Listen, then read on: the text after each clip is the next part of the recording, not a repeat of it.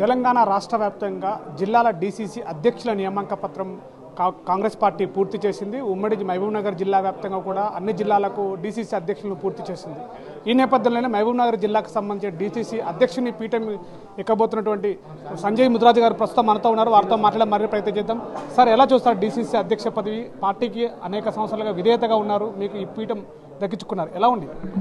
చాలా సంతోషంగా ఉంది సార్, చాలా సంతోషంగా ఉంది. మొట్టమొదటిగా మా అధినాయకులైన ఏఐసిసి అధ్యక్షుడు మల్లికార్జున ఖర్గే గారికి, సోనియా గాంధీ గారికి, రాహుల్ గాంధీ గారికి, మా ఇన్ఛార్జ్లైన మీనాక్షి నటరాజన్ మేడం గారికి, సచిన్ సావంత్ గారికి, అదేవిధంగా మా AICC general secretary KC Venugopal గారికి, మా జిల్లాకు సంబంధించిన ఏఐసిసి సెక్రటరీలు వంశీచంద్ర రెడ్డి గారు కానివ్వండి, సంపత్ గారు కానివ్వండి, మన జిల్లా ఎమ్మెల్యేలైన ఎన్ఎం శ్రీనివాస్ రెడ్డి గారికి, అనిరుద్ రెడ్డి గారికి, మసూన్ రెడ్డి గారికి, ఒబేదుల్లా కోత్వాల్ గారికి, అదేవిధంగా జిల్లా మంత్రులకు శ్రీహరి గారికి, కృష్ణారావు గారికి, ప్రతి ఒక్కరికి, మా కాంగ్రెస్ కార్యకర్తలకు ప్రతి ఒక్కరూ ఈ కార్యక్రమంలో మనం ముందుకు తీసుకుపోవడానికి, ముఖ్యంగా ఈ రాష్ట్ర ముఖ్యమంత్రి రేవంత్ రెడ్డి గారు, అదేవిధంగా పిసిసి అధ్యక్షులు మహేష్ కుమార్ గౌడ్ గారు నాతో కలిసి కదంలో నన్ను పార్టీలో ముందుకు నడిపించిన మా కాంగ్రెస్ కుటుంబ సభ్యులకు అందరికీ కూడా నా యొక్క హృదయపూర్వక కృతజ్ఞతలు.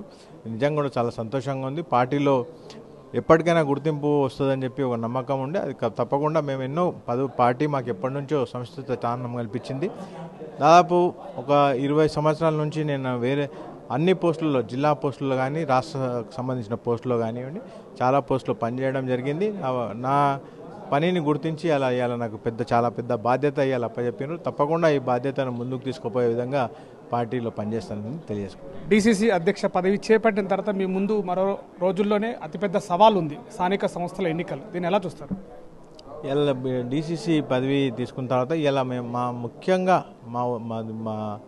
మా లక్ష్యం ఏంటంటే గ్రామానికి మండలానికి ప్రతి ఒక్క దగ్గరికి కాంగ్రెస్ పార్టీని తీసుకెళ్ళాలి, ముందుకు తీసుకెళ్ళాలి. అదేవిధంగా కాంగ్రెస్ కార్యకర్తలు ఎవరైతే ఉన్నారో వాళ్ళందరినీ కూడా మరొకసారి బలోపేతం చేసి ప్రభుత్వం చేస్తున్న కార్యక్రమాలన్నీ కూడా ప్రజలకు చేరవేరే విధంగా ముందుకు తీసుకెళ్తాం. రాబోయే ఎన్నికల్లో కూడా ఇప్పుడు ప్రభుత్వం ముందుగా ఇప్పుడు 42% రిజర్వేషన్ అంశం ముందుకు నడుస్తుంది. ఆ 42% రిజర్వేషన్ మేము చట్టసభల్లో మేమంతా కూడా దాన్ని పాస్ చేసి అలా పార్లమెంట్కి పంపించడం జరిగింది. పార్లమెంట్లో బిల్లు ఉంది, దానికోసం మేము పోరాడుతున్నాం.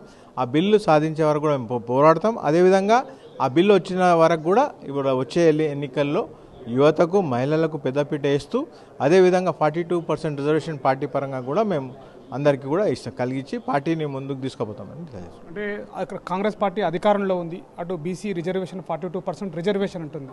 కానీ ఇది రేపు రాబోయే రోజుల్లో స్థానిక సంస్థల రిజర్వేషన్తోనే ముందుకెళ్తున్నారా? అంటే రిజర్వేషన్ అంటే పార్టీ పరంగా రిజర్వేషన్ ఉంటుంది. ఇప్పుడు దానికి చట్టబద్ధంగా ఇంకా దానికి రాలేదు. దానికి చట్టబద్ధంగా రావాలంటే కేంద్ర ప్రభుత్వం దానిలో చొరవ తీసుకొని దాన్ని 9th షెడ్యూల్లో ఇంక్లూడ్ చేస్తేనే ఇలా మనకు 42% అనేది చట్టబద్ధంగా వస్తుంది.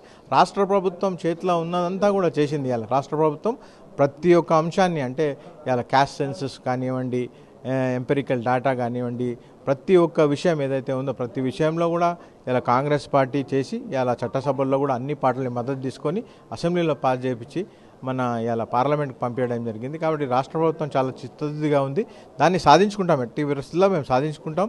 కేంద్ర ప్రభుత్వంలో ఉన్న పెద్దలతో కూడా మేమందరం కూడా కలిసి మాట్లాడి తప్పకుండా ఇది బీసీ దీన్ని రాజకీయ కోణంలో చూడకుండా ఇది మొత్తం దేశంలో ఉన్న జనాభా బీసీలకు లాభం జరుగుతుంది. కాబట్టి దీన్ని సాధించుకునే వరకు చేస్తాం. మేము సాధించుకునే వరకు కూడా కాంగ్రెస్ పార్టీ పూర్తిగా మద్దతు ఇస్తుంది. మా ముఖ్యమంత్రి గారు చాలా ఖచ్చితంగా దీనిపైన ఉన్నారు. మా పిసిసి ప్రెసిడెంట్ గారు కూడా 42% రిజర్వేషన్ వచ్చే వరకు కూడా పోరాడతామని చెప్తున్నారు. వాస్తవంగా స్థానిక సంస్థలు ఎన్నికలు 42% రిజర్వేషన్ వచ్చే వరకు కూడా చేయొద్దని అనుకున్నాం. కానీ ఇప్పుడు కొన్ని పరిస్థితులు వాళ్ళు చేయాల్సి వస్తే ఆ 42% రిజర్వేషన్ మేము పార్టీ పరంగా ఇవ్వడానికి సిద్ధంగా ఉన్నాం.